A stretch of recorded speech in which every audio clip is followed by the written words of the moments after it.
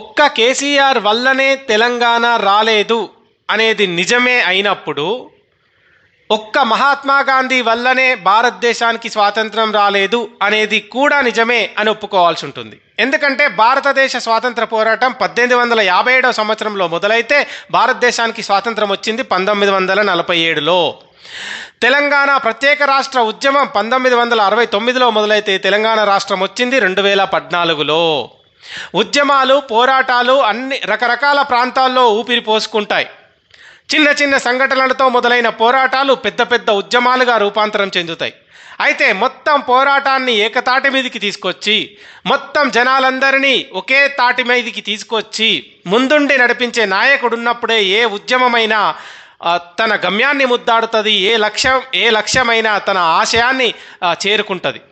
అట్లా భారతదేశ స్వాతంత్ర పోరాటాన్ని ముందుండి నడిపించింది మహాత్మా గాంధీ. అందుకే భారతదేశానికి స్వాతంత్రం వచ్చింది. అదేవిధంగా తెలంగాణ ప్రత్యేక రాష్ట్ర ఉద్యమాన్ని ముందుండి నడిపించింది కేసీఆర్. అందుకే తెలంగాణ రాష్ట్రం వచ్చింది. మీ అభిప్రాయాన్ని కామెంట్స్లో చెప్పండి.